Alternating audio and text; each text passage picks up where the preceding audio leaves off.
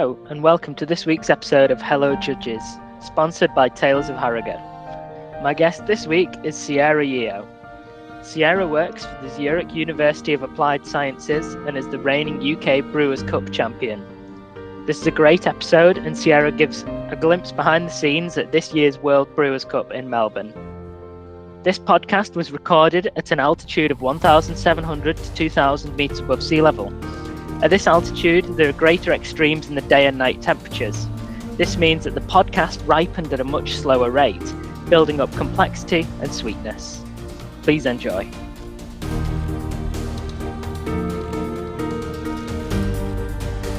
Hello. Hey, friend. How's it going? Good. Busy. I've had a busy, I think month since coming back from Melbourne. So starting my new job. Yeah, congratulations. Thank you. Yeah, it's so been that's great. a ZHAW, right? What does it stand for? So it's Swiss German. It's German, but in English it translates to the Zurich University of Applied Sciences. Yes, and Yeah. you're helping out all those, famous and regarded coffee scientists with all the important research and delivering the courses and stuff, right? I wish I had a sciencey background. I don't. So far I've been relegated to doing a lot of brewing and a lot of admin, but that suits me just fine. Amazing. So I guess welcome to the podcast. Yeah, I mean, first of all, congratulations for starting the podcast. What was the process behind it? What made you decide to want to do it? Well, I was writing my blogs about my experience in the Barista Championships, and I was quite enjoying it. They were quite long and tedious, but also it felt a little bit like I was cleansing some demons at the same time. So it was really good, and they seemed to get a bit of attention. We had quite a few views on the pages, and I thought, oh, maybe it's not as super niche as I think it is. And then I just thought, you know what, I like coffee podcasts. I like it when people interview people who've competed, get a bit of an insight. And I thought, why don't I just whip up something that does specifically that? I love it. I love that Taylor's is so supportive as well. I know that they've obviously supported your journey in competing and all that kind of stuff as well. And then to know that they've supported the podcast, that's really sweet. They'll back me, which is really amazing. Amazing. That's good. Guess we'll kick off with some nice, easy, light questions. What coffee are you drinking at home right now? Oh, I am drinking, a very cold cup of Los Ídolos from Colombia. I do believe it's from La Cabra. I can't remember anymore, but yeah. Nice. So I've asked the internet what they want to know from you, and I'll sort of check the questions intermittently throughout our chat. I listened to your podcast that you did with Nicole. She's the Barista Podcast. So I'm going to ideally try and not create too much overlap with that, because people who are into competition-based podcasts, they'll probably listen to them both. And we don't want anyone to be bored, right? We're all about the entertainment here, so. Yeah. But, there might be a little bit of overlap. So getting started, why did you decide to compete in the first place? I think it boils down to just proving to myself that I could. And also, I had not been excited about coffee for a long time before deciding to compete. I think I just fallen into that jadedness of, oh, okay, I know what a geisha tastes like. I know what good coffee is. I don't really want to push the boundaries of that anymore. And then after I decided to compete, I realized how much I didn't know. And that was the most exciting thing, and just has kept me going. Excellent. I think a lot of people who've been in the coffee industry for a few years probably go through maybe different waves of that. There's so many times where I've been I'm not interested anymore. Nothing really tastes amazing. I think I became quite a lazy brewer. Yeah. I think because of that, I've just suffered with generic brews for a long time. Yeah. And I think also a part of me didn't know which part was me being lazy or what I didn't know could affect my brew. So, like, in the time since I've learned, for example, like the filter paper makes a difference, the water you use makes a difference, like every single little thing that you can change incrementally to give yourself a better brew. Whereas in the past, I just wasn't even interested about, which thing had an impact. So I think that's been way better for my morning brews ever since. Yeah. When you're brewing at home, how meticulous are you now? I get a little kick out of being as precise as I was on stage. Um, so I obviously live with my partner and coach, Matt, who won Brewers Cup last year. And he says this thing, and I don't know if I'm allowed to say this, but he's like, yeah, once you win, no one can tell you about how to brew anymore. So even if I'm not precise, you can't tell me. And I get the kick out of the opposite, where I'm like, I have to be as precise as I was on stage, which is great. So I am quite meticulous. I would have to say. Excellent. It's something that I'm working on because, like, recently I acknowledged how lazy of a brewer I am, and I thought like I need to sort this out to make sure like am I the thing that's bringing these brews down, or is it bad roasting? Is it bad water? So let's separate the variables and tackle it one by one. And I think also a part of it is knowing like when not to push it. Like I think once I've remade a coffee 3 times, I'm like, okay, like, it's time to give it a rest and just drink the coffee. Do you know what I mean? Yeah. Yeah.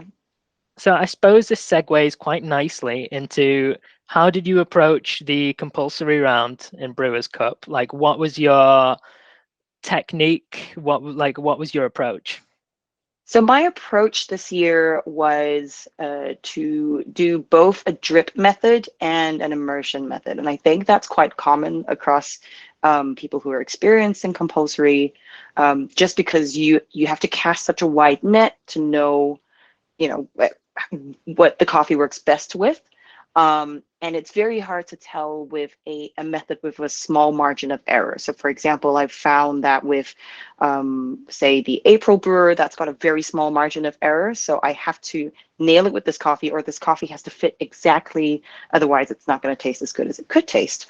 Whereas I feel like the more tried and tested methods, like the AeroPress, which was my immersion method, and the Metal V60, which was my drip, tend to be a bit more flexible and more open to the different variables that you could play with. So those were my two methods. Um, yeah, quite an open one. So, talk me through it. Like in Brewers Cup, in the compulsory round, how does it work? Like, how long do you get with the coffee? How many chances do you get to remake? What's the sort of format? So the format is you get 30 minutes. Well, actually, it changes from year to year. You've got two options where you can do 30 minutes, and then you have a bit of a break in the middle, and then you have 7 minutes where you make your competition brews and serve them. So the 30 minutes of practice time and then 7 minutes of service. And then you have 8 minutes of setup time before that as well. So you can do that, or there is the option that they did last year, as well as at this year's nationals, which I competed in, which is a full 45-minute block of setup, practice, and competition time. Right. The difference between those two formats is obviously you get to go away and think about what you want to do in option A, whereas with option B, where you have to do the full 45-minute block, you just have to go for it. So I think in terms of stamina and endurance, the requirements are slightly different. And also, it gives you a lot of room to doubt yourself and your choices. With regards to this year, what I found I really struggled with as well was that with the big break in the middle, the coffee was allowed to age an extra day. So I had to kind of Mm. factor that in as well between my practice time and then my 7 minutes of service the next day. So that was super interesting. And then the way I kind of went about it was I did I broke it into different phases in the 30 minutes. So my first phase was figuring out whether or not I wanted to use a drip or an immersion method. And then once I locked that in, I changed either grind size or temperature or ratio as well in my second and third phases. And then finally, I used, and this is probably the bit that's going to be super interesting, I had to do a final round with chilling compounds. Right. And that was what I did at both nationals and at the Worlds. So I had to test to see whether my coffee would taste better with chilling compounds and to what degree it had been chilled as well. Really interesting. So that's obviously a bit of a sort of new up and coming trend in the competition scene across brewers and barista. Like we had, Hugh Kelly last year in Mm-hmm. Milan doing it on his Yeah. espressos. Yeah. Sasha Sestich in Australia in Brewers Cup. Mm-hmm. Yeah, I've not seen many other people do it in their open service. No, that's super true. Yeah. I think it, Sasha really obviously demonstrated that with his Paragon at the Australian Nationals.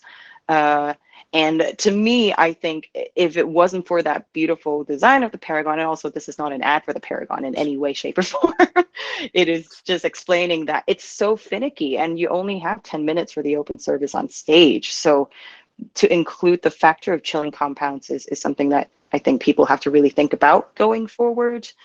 How much do you want to chill it? Do you want to take it off at a certain point? You have to make sure you take it off at the same time for all 3 brews. So that takes a lot more calculation than just deciding that you want to do chilling compounds, I think, for Yeah. open anyway.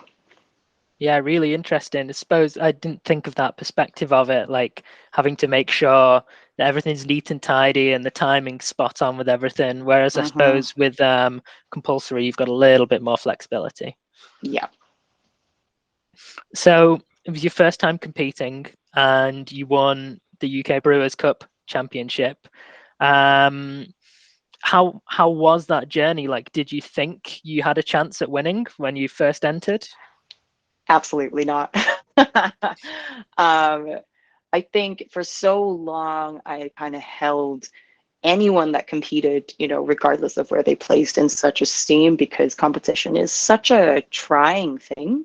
Um, and I didn't know how much I knew or didn't know about coffee.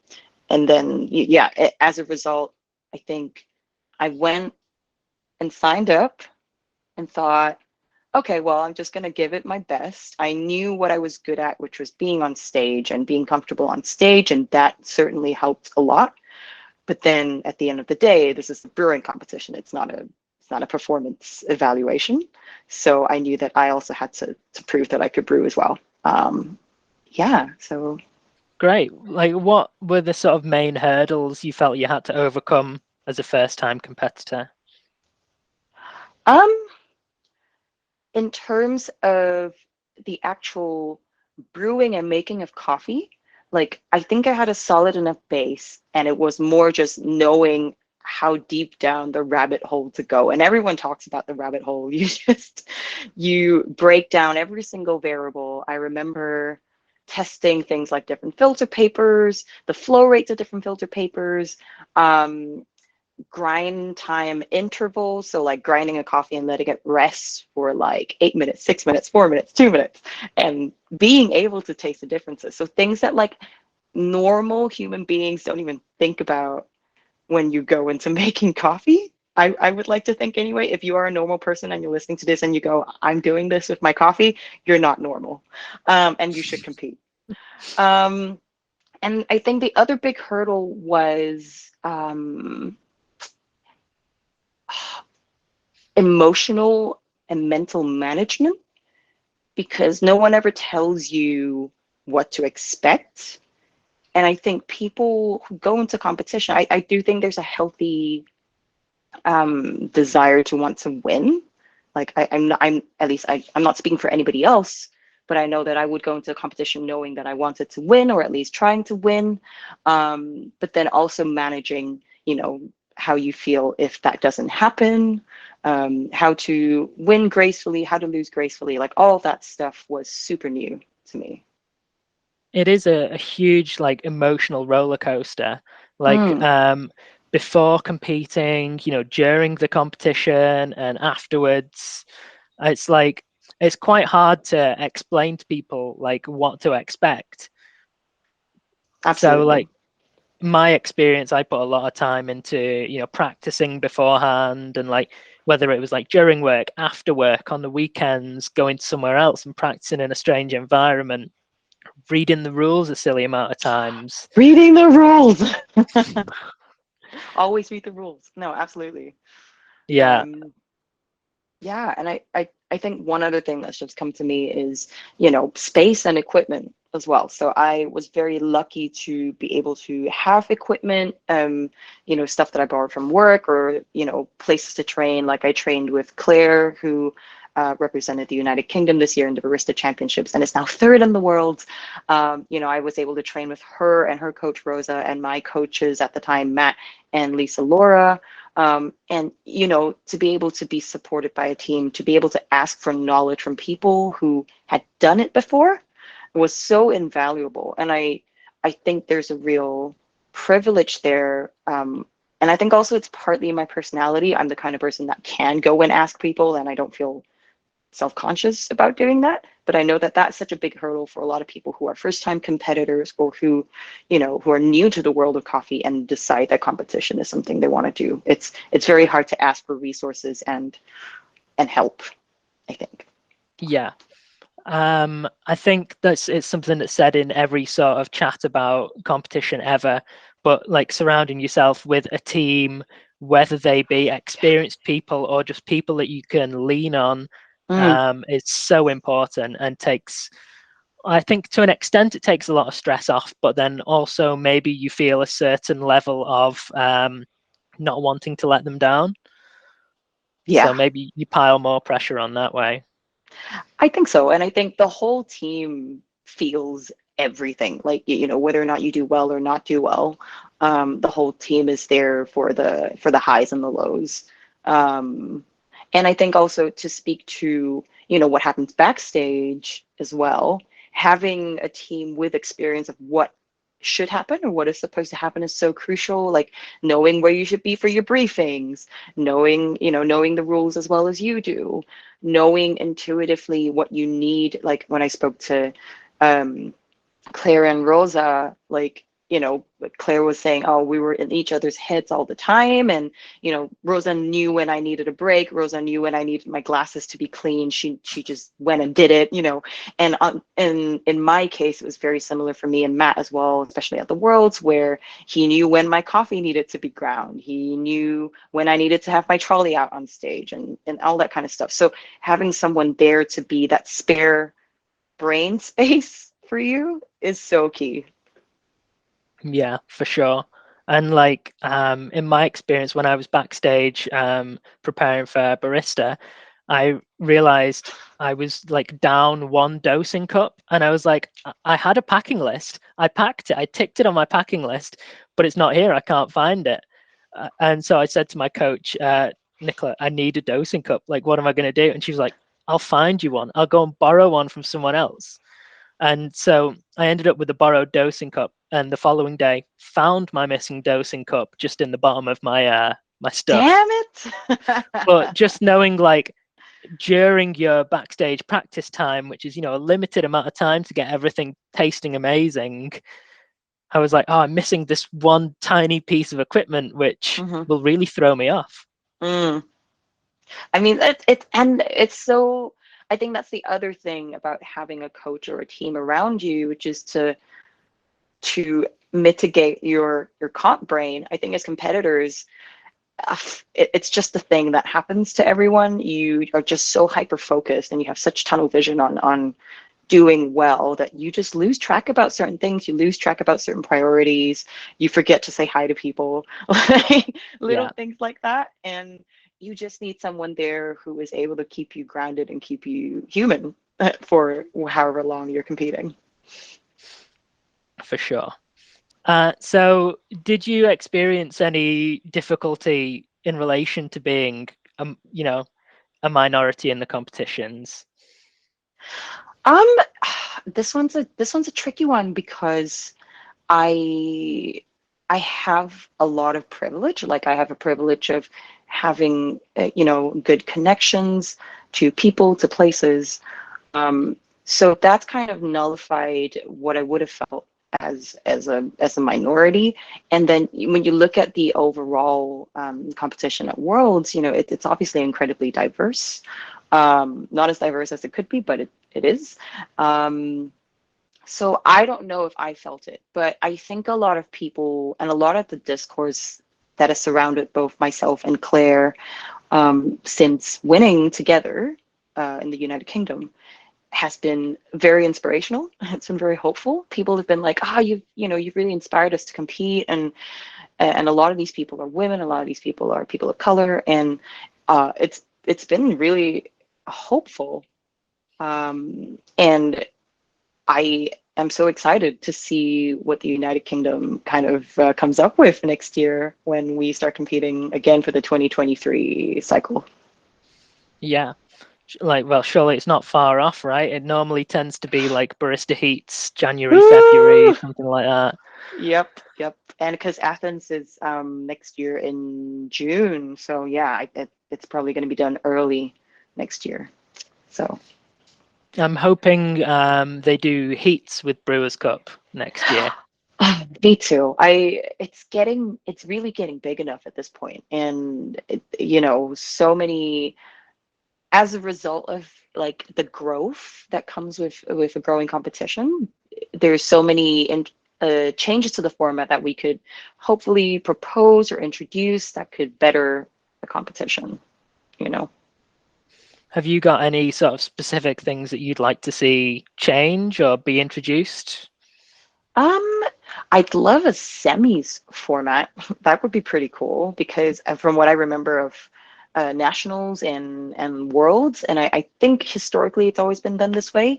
There's only ever been like prelims, and there might have been heats before. I'm not too sure, but there's only ever been prelims at the national level, and then you go straight to finals. So from I don't know a pool of, I think it was 14 at nationals, we went all the way down to six. And then at Worlds, it's even more brutal. It was 30, 31 this year, whittled down to six immediately. So that's pretty brutal. And for the amount of work, that you do to prepare to go to Worlds, it's a bit harsh that there isn't a semis format to progress you. I think the other thing I would love, and this is very much a personal opinion, I think other people prefer it in other ways. But I would love the the block format for compulsory to be brought back. So like option B in the rules. I think it's option B in the rules, where you just go all the way through from your setup to your practice time to your service. One thing I found was that I really second guessed myself a lot when I brought stuff backstage. And also, I think that historically, a lot of people do rely on their coaches and their teams to pull through, and then that doesn't become a test of the brewer. Whereas if Yeah. you were to do the format, all the way through, you have to make that choice on stage, and it's your taste buds and your skills. So yeah, that's something that I would love to be brought back, but I know that's very dependent on the national body and kind of what they decide logistically for Worlds. So Interesting. Yeah, I'm really keen to see how all the competitions evolve like year upon year. During my chat with Matt North, like we were talking about rules and rule changes, and he was like, you can't just have a massive rule change all of a sudden, because he was we were chatting like a couple of weeks after the World Championships, and he was like, you know, I'm flying out next week to go start judging some other national, yeah. heat. The season's kicking off again. So introducing changes can't be huge, big steps, it would appear. there's kind of like no cooling off days or like cooling off periods basically, because you just go straight into it. So I would have loved to come back to watch the Switzerland nationals this year, but then it was literally the week after Worlds ended, so I was still in Melbourne at the time. Wow. You know, and it just it doesn't stop going. um I think another thing that I I found happened to me at the Worlds and some other competitors that I would love to propose as a future change to the format of Brewers is better calibration between competitors and judges, and that's been the case always. I know that, you know, that that's been something that hasn't spoken about since competition's been a thing, but I felt it unfortunately painfully for the first time this year as a first time competitor. um, and there have been suggestions of, like, you know, how to minimize that gap between competitors and judges, and knowing what the judges are looking for, or knowing what um, you know, a good shot is in barista versus a bad shot, even if it's an excellent coffee. You know, same thing for brewers. And yeah, I don't know if having, you know, previous national champions or international champions be part of the judges calibration could be a way to solve this. So to, you know, to be able to say, ah, this was close to what I served, or this wasn't close to what I served when I won, but this is a good iteration of that coffee versus this is not a good iteration. Could be a way to calibrate, especially at the world's level when you have judges from all over the world. It's very hard to calibrate. So Yeah, I think it's key to introduce something to allow that to trickle down to the competitors, because mm, obviously all the judges have a calibration barista come in and they go through their calibration. And I think a lot of people I've spoken to have expressed like the same thoughts, like how can we make sure just everybody knows what a 6 is on the score sheet so they know what yeah, to aim for. yeah, absolutely. Um, so sort of your personal experience during the World Brewers Cup Championships. I saw, like, sort of along these lines, I saw you mirroring the sentiment of some statements made by highly regarded coach, who'd sort of expressed some concerns in regards to the score sheets and perhaps the judging this year. Like, what was your personal experience at the World Championships? My personal experience, and I'm not speaking for anybody else, was that the coffee I had really carefully dialed in with the help of like a very experienced team, that I knew I had brewed the best I'd ever brewed on the day that I was on stage, just wasn't the coffee that the judges ended up tasting. So somewhere between me brewing that cup and finishing brewing and serving it, and the judges taking it backstage to evaluate, you know, something went wrong. Um, you know, and we can't say if anyone was culpable. It might have just been a circumstantial thing. It could have been a calibration thing.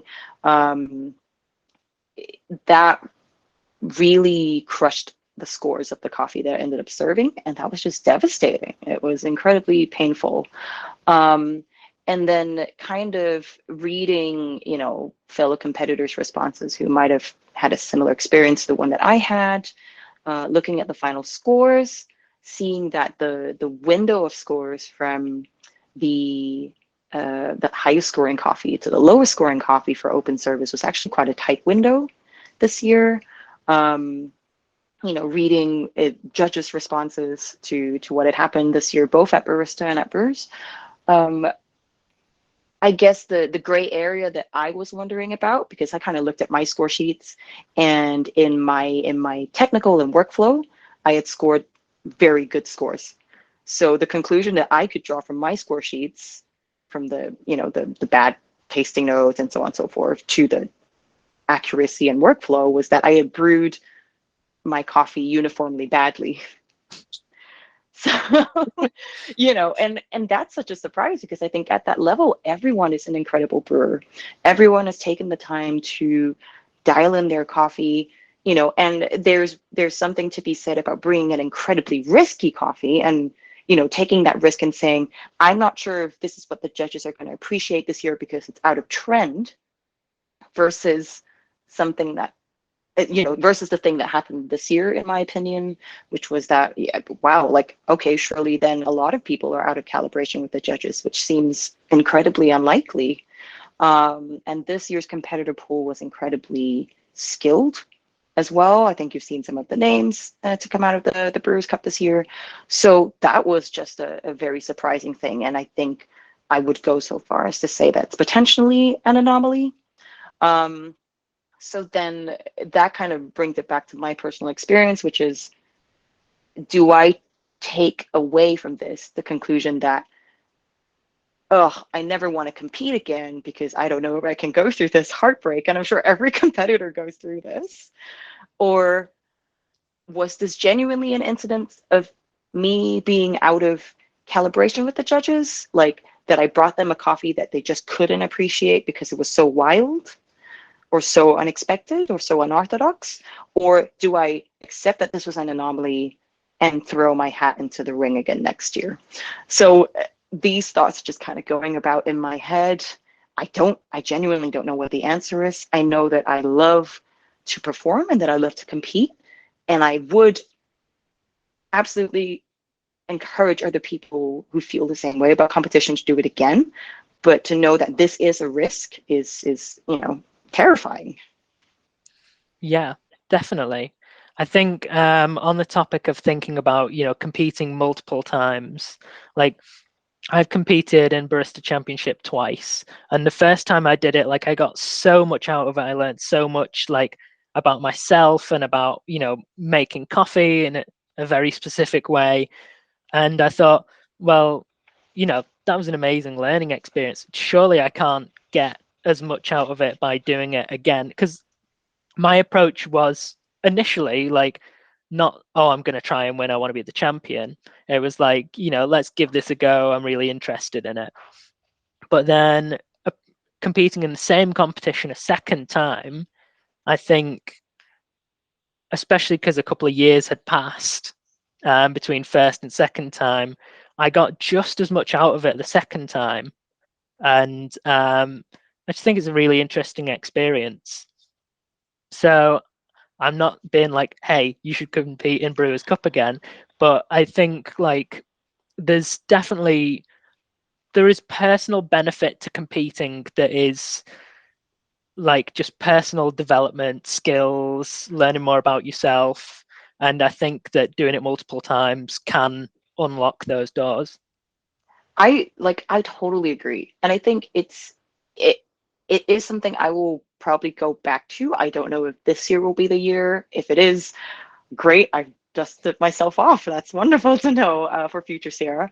But I think for me, and it's such a personal thing, I think the reasons why people want to compete. Like I've said, some people can compete just for the experience and they want to, and they are completely detached from the outcome. Arguably, that's probably like the best way forward. I think what I discovered through this year was that I'm so bloody competitive. I'm such a competitive person.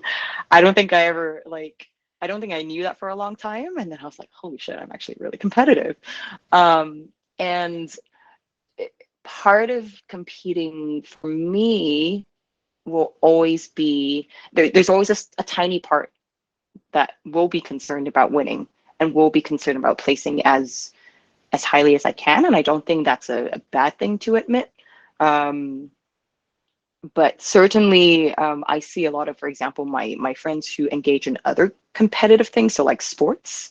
A lot of them are just able to take those learnings into their stride. So I think there's just sort of a mix of all of those things. So being able to pick yourself up again, being able to learn crazy new things, you just go on this huge learning curve, and that's wonderful. But then knowing that somewhere in there is doing as best as you can and potentially placing. And that's kind of the weird alchemy of it for me personally. Nice. Just a fresh question in from the audience. I say audience like as if people are listening to this live. Love it. Love that vibe. The question is, did Sierra intentionally say, let's get this started whilst playing the Black Eyed Peas song? Either way, it was the best moment of Brewers Cup 22. Woo! No, absolutely.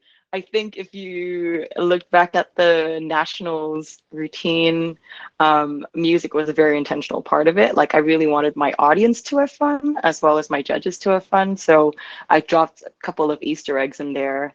Let's get it started was by the Black Eyed Peas. I think I said Juicy multiple times because Lizzo, Juice by Lizzo was playing. Um, yeah, a couple of it. I think Let Me Blow Your Mind by Eve was my starting song. And the thing that most gutted me, which you won't see on the World Coffee Championships broadcast of the live stream, because they put that elevator music on. Well, you know Yeah. the one I'm talking about, which you're using for your theme song. Oh my God, it's going to give me PTSD. Um, was that they cut out the soundtracks for people doing Brewers in their open service, and I had the most banging soundtrack. It was what did I do? I did Let's Groove by Earth, Wind and Fire. Classic. Classic. Oh, I'm not allowed to curse. Um, classic, and then there's also another Black Eyed Peas song. Oh yeah, Where is the Love?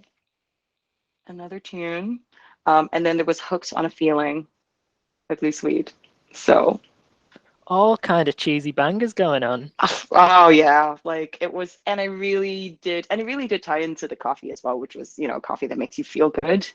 So I really wanted to bring that to life, and I think that, you know, you wouldn't be on stage if you didn't want to have fun and perform and you know, enthrall your audience. So that was something I really wanted to do.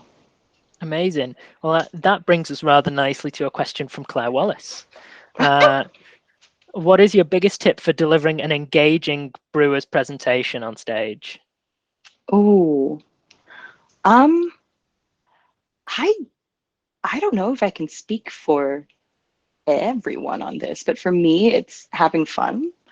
Um, I remember doing that thing you do as a first-time competitor where you go and look at everyone else's routine, like in recordings of, and I couldn't see a routine that I was that I wanted to do that was very me. A lot of Brewers Cup, I think, historically has been quite technical. There's a lot of high quality information that comes through, but as a judge, I wasn't sure that, you know, that I could I wasn't sure that I could deliver that kind of information in that way that would capture a judge. Um, so I wanted to do something completely different and more personable, more engaging, and just make people fall in love. I think my goal every time someone came to see my run through in Melbourne, like, and I did maybe 5 or 6 of them tops. I didn't want to burn out. Um, was to charm the socks off them was the words that I used, and yeah, like it, and I think that's it really. You want to, for me at least, try to charm the socks off the judges. Yeah, I think it's good to build your personality into the routine and try and just put some own, genuine engagement for yourself in there, because Mm. otherwise, I don't know, you might go insane just, driving lines over and over again, right? Yeah, I think also it's key, and there's a lot of it that's human psychology as well, which is why the music choice and like my energy going into it was so intentional, because I knew that if I was comfortable on stage, that would bleed through, like that would infect the judges. Um, and that was just something that was a no-brainer for me. I was like, okay, if I feel at ease, they'll feel it. And therefore, I will be able to brew my coffee the best that I can, because at the end of the day, it's still a brewing competition, right? It's not, again, it's not a performance necessarily. So yeah, knowing that I wasn't going to mess something up, knowing that I wasn't going to overpour or underpour, because because I was at ease was key for me. And also, like, having cheesy jams playing might help with the perceived acidity of the coffee. It's all sensory, right? Absolutely, absolutely. And there's so many like different and engaging approaches. I saw a lot of actually very mindfulness-led techniques this year at both at the national level and world levels, which is super, super cool. So, you know, to each his own. But that was the way that I did it and the way I'll maybe continue to do it. Nice. So how are you, it's quite a broad question, how are you feeling now in the aftermath after the World Brewers Championship?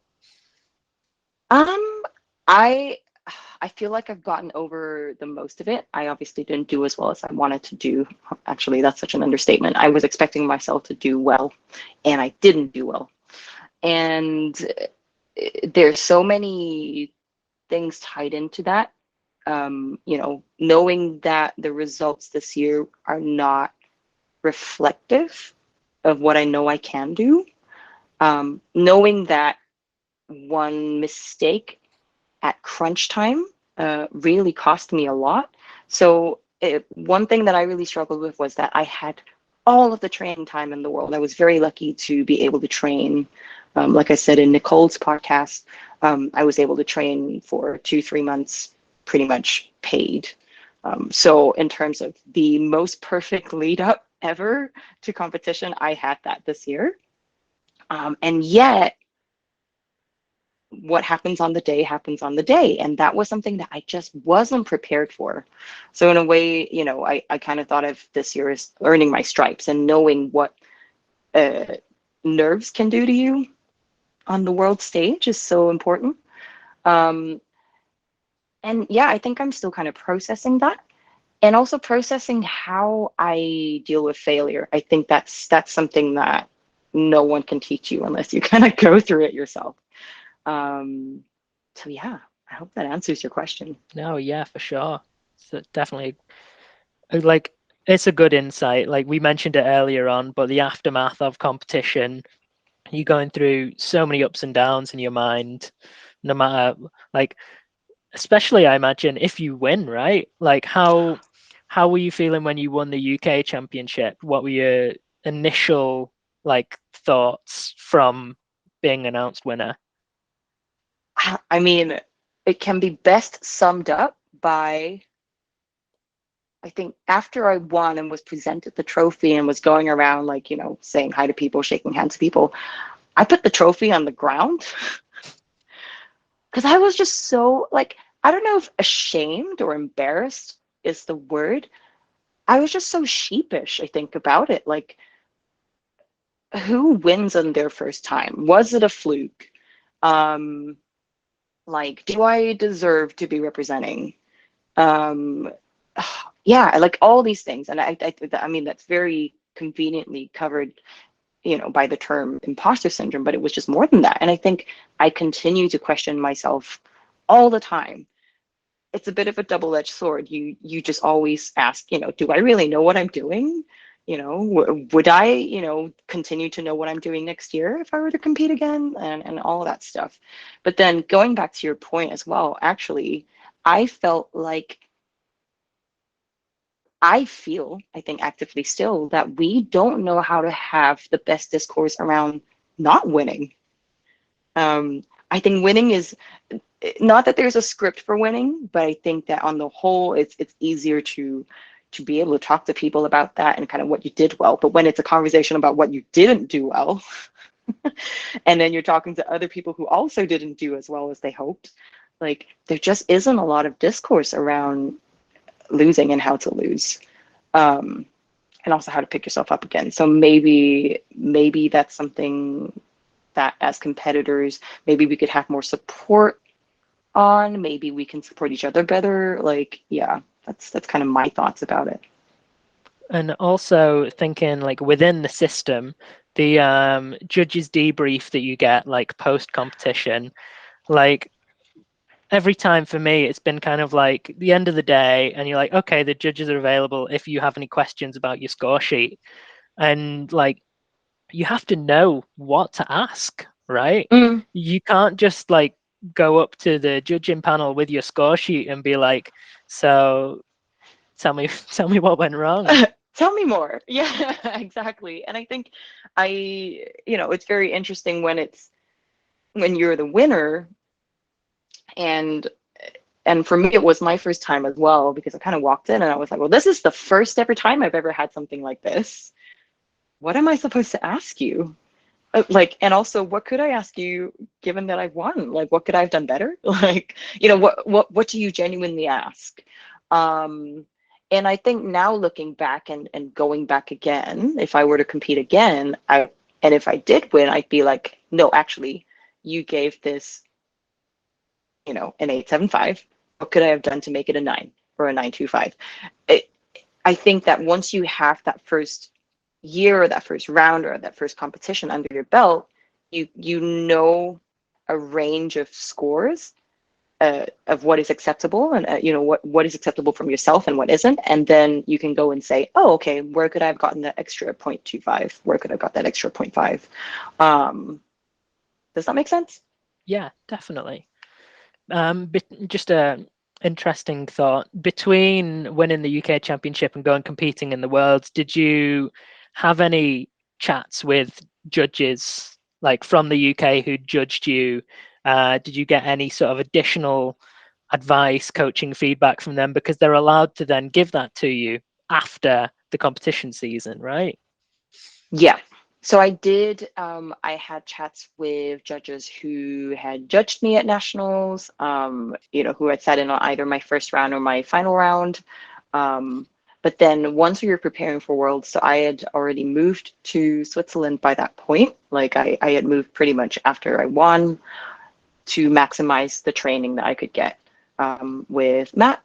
And at that point, I think I was a little bit removed from the scene. So apart from just general chats with judges that I knew, whose palates I knew, there wasn't a lot of tasting or calibration or anything like that. So the most feedback they could give me was after I sent them kind of videos, like the first drafts of my Worlds routines. So then they could only judge from a visual perspective, what looked like a good routine and what didn't. But as we know, it doesn't matter if your routine looks good or not, it's whether or not the coffee is good. So Yeah. there wasn't a lot of help on that front unnecessarily. But then I think the other key thing, that I've learned that I think gives me a bit more peace of mind now is that you rarely dial in the coffee super early for brewers. I don't know how similar it is in barista, but for me, we only really dialed in the coffee like a week before properly. You don't, I think it would be quite dangerous to hit your best brew, you know, maybe a month or a month and a half in advance, because then you're always going to try to top that. And what if you don't top that? That's Yeah. terrifying. So, from that point on, then I was inviting people who I knew had judged before, who had been WCE reps before, who were in Melbourne. And I was just like, hey, come and see my routine, come and taste my coffee. Let me know what you think. How can we make this better? So Yeah. that happened very, very close to like going on stage. Yeah, it's interesting, like between brewers and barista, like when you go on stage in the barista championship, you're locked into the water that's there. You have to use, one of the sponsored grinders or bring your own version of the sponsored grinder. Whereas brewers, you've got a bit more flexibility and open service with your own water and grinder, right? Absolutely. Honestly, I think doing barista would give me anxiety attacks. I just think about it. I'm like, oh, maybe one day. And then I'm just like, I can't, like, oh. So I think with brewers, and it's so much more fun for me as well to be given that freedom. And you dive into so many rabbit holes and you learn so much. And it's not to say that you don't in barista whatsoever, but yeah, you are locked into very specific types of equipment.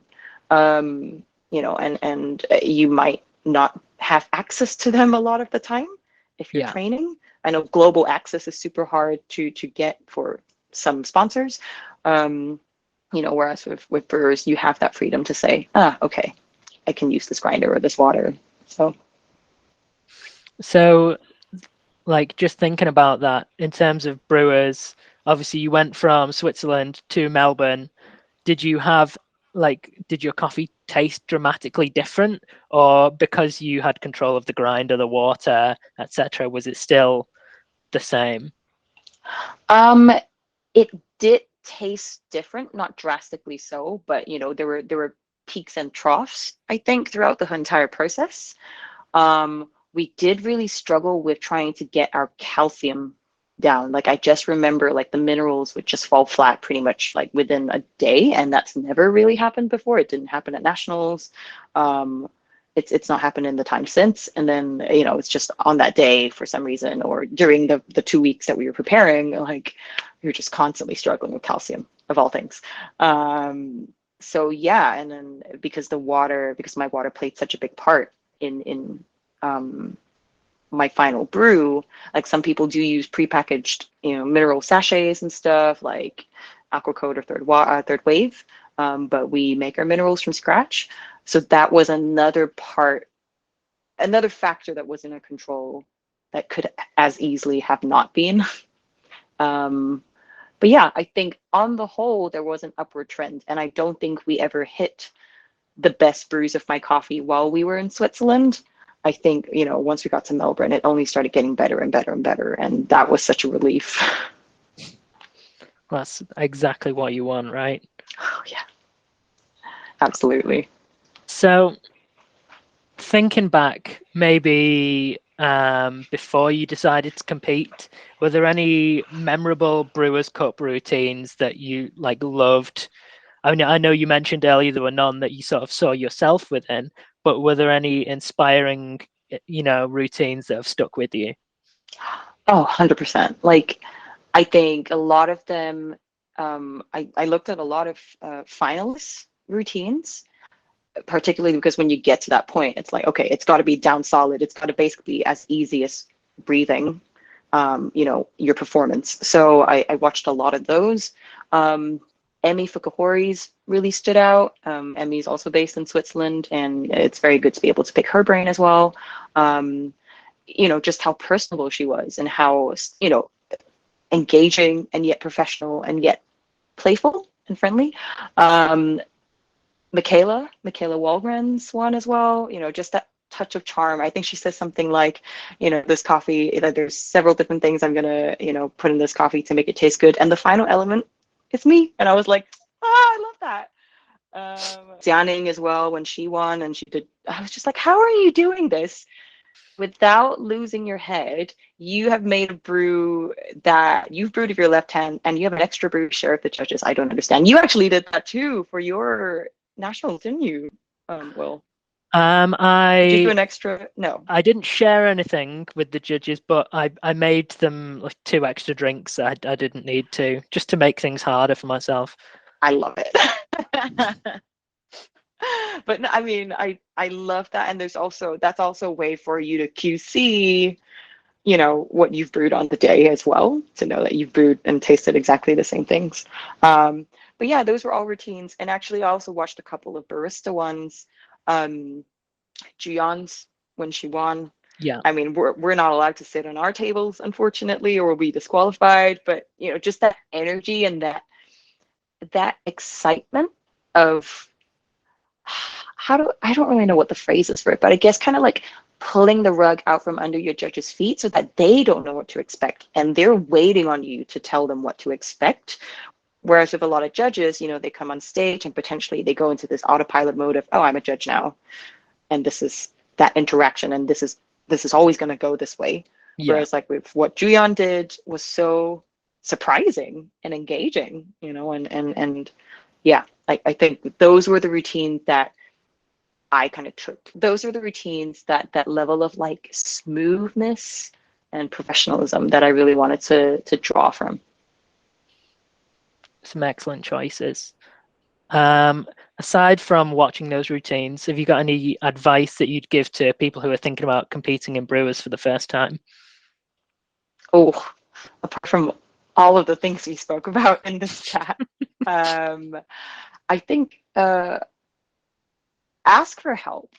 Like, ask for help, but ask for the right help. And I understand this one's maybe a little bit tricky because not everyone has access to to coaches who are experienced, who know what they're doing.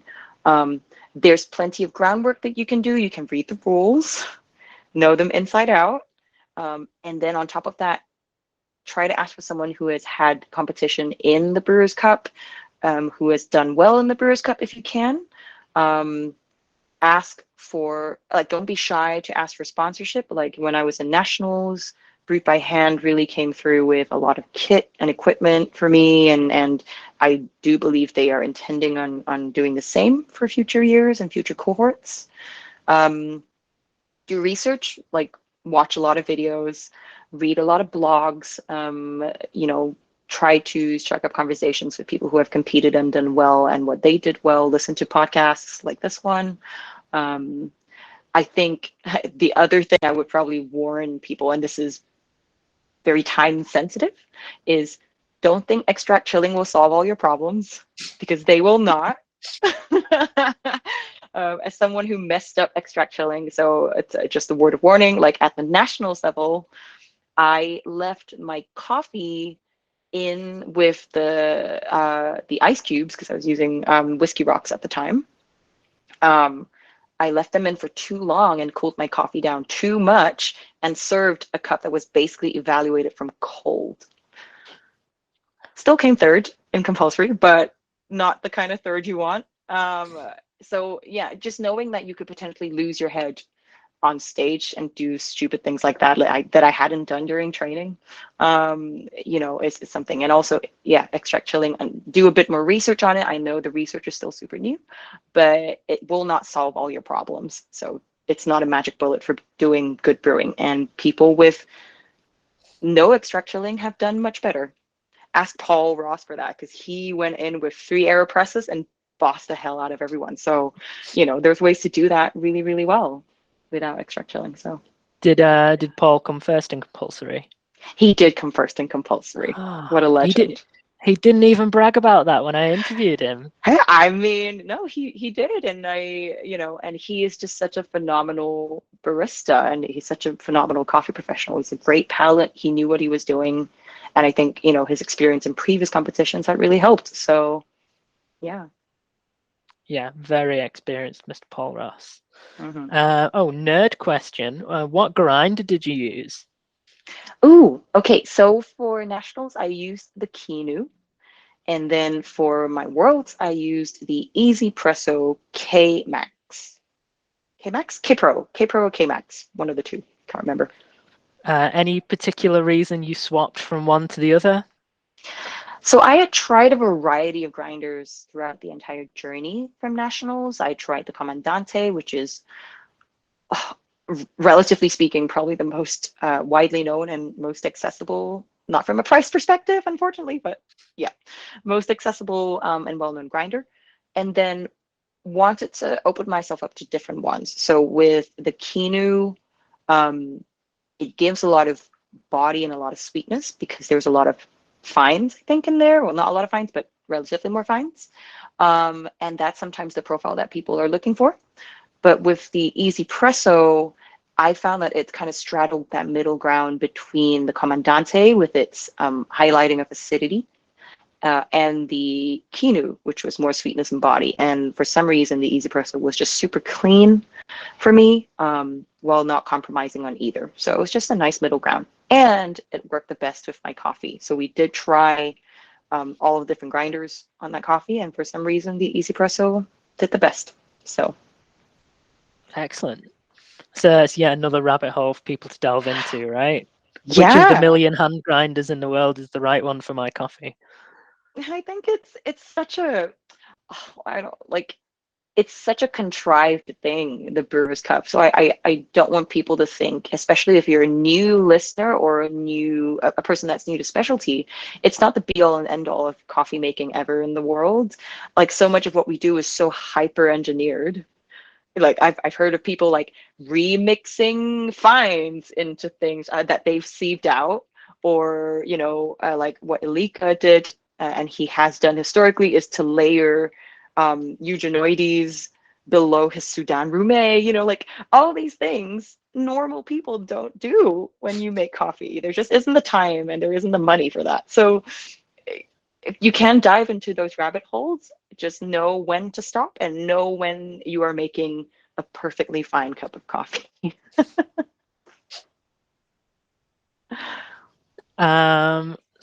General sort of vaguely close a question. Answer it how you wish. What's next for you? Oh my God. So obviously, I am now settled in Switzerland, and hopefully I'll still get to defend my UK title if I decide to do so. I'm very excited to hopefully be able to do that. In terms of work, I now work for the Zurich University of Applied Sciences in their Coffee Excellence Center. And I am in charge of several key projects, one of which I'm super excited about, which has cropped up a couple times in our chat. It is actually doing research with regards to the Paragon and extract chilling. We have obviously spoken about how it was done in espresso with, for example, San Remo, but here I'll be working on the filter side of things, which I'm super excited about. And just being able to bridge that gap between, everyday baristas who want to learn a little bit more about coffee and the frontier of like coffee science and technology is very exciting. I can't wait to be an ambassador for that. Amazing. Was there anything that I didn't bring up, anything you wanted to talk about, any demons you needed exercising? The PTSD from competing. No, I think on the whole, super lovely chat. And thank you so much for having me on this podcast. It's such an honor. And I'm very excited to see where you go next in your competitive life as well, and what the new competitive season brings in 2023. Excellent. Yeah, it's been great chatting with you, Sierra. Thank you for spending over an hour chatting with me on this call. Thank you. And it's nice to catch up with you as well. So yeah, definitely. Speak again soon.